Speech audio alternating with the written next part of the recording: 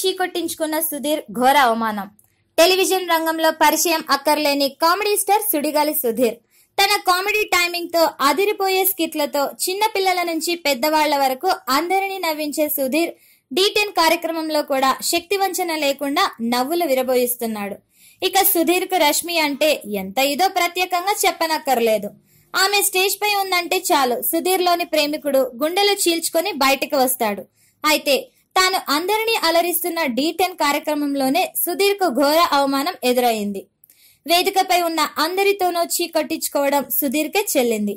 పైగా తన ప్రాణానికి ప్రాణంగా భావించే రష్మి కూడా అక్కడే ఉండటం సుధీర్ను దారుణ అవమానానికి గురి చేసింది. అంతేనా అనుకోకండి, చివరికి రష్మి కూడా సుధీర్ను చీకొట్టడం ఘోర అవమానానికి మరింత పరాకాష్ట అని చెప్పుకోవాలి.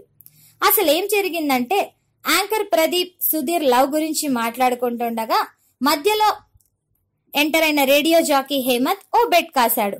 తాను రష్మిని ప్రేమలో పడేస్తానని హేమంత్ సుధీర్ తో పందెం వేయడంతో అక్కడంతా ఆశ్చర్యపోయారు. ఇక సీన్ లోకి రష్మి నటి వర్షిని ఎంటర్ అవడంతో పరిస్థితి రసవత్తరంగా మారింది. రష్మి నిన్ను పడేస్తానని సుధీర్ తో బెట్ కాశాను అంటూ హేమంత్ చెప్పగా హేమంత్ నిన్ను పడేస్తానని రష్మితో బెట్ కాశాను అంటూ వర్షిని చెప్పింది. దాంతో మధ్యలో దూరిన సుధీర్ రష్మి ఇప్పటిదాకా నేనిక్కడ మన ప్రేమ కథనే చెబుతున్నా అనేసరికి ప్రదీప్ అందుకొని ఇప్పటిదాకా నువ్వు చెప్పింది ప్రేమ కథ, నవ్య బుక్ లో వచ్చిన నవలేమో అనుకున్నాను అంటూ సెటైర్ వేశాడు. ఆ తరువాత రష్మి సీరియస్ గా మాట్లాడుతూ నీలో ఈక్వాలిటీ ఉందని నిన్ను ప్రేమించాలి అంటూ సుధీర్ కు అదిరిపోయే ఝలక్ ఇచ్చింది. దాంతో సుధీర్ కూడా సీరియస్ గా హలో, టాలీవుడ్ మొత్తం నా బ్యాక్ ఉంది, నీ గురించే కాదు రష్మి, ఈ D10 మొత్తాన్ని నా భుజాలపై వేసుకుని నడిపిస్తున్నా అంటూ ఎక్స్ట్రీమ్ గా చెప్పాడు. దాంతో అందరూ అవాక్కైపోయారు. ఆ మాట అన్నాడో లేదో అందరూ ముఖంపైనే చీకొట్టి స్టేజ్ నుంచి వెళ్లిపోయారు. ఇప్పటి వరకు నీ గురించి ఏ కొంచెమో ఆలోచించేదాన్ని ఈ డైలాగ్ చెప్పిన తర్వాత చీ అంటూ వెళ్లిపోయింది రష్మి.